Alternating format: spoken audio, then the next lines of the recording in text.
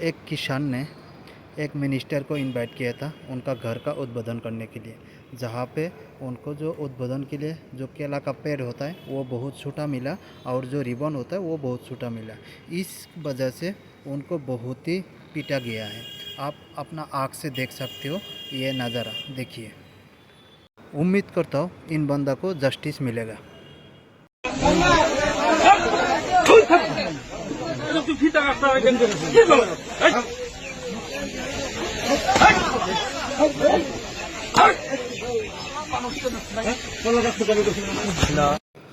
তো দেখিলে আপোনালোকে আমি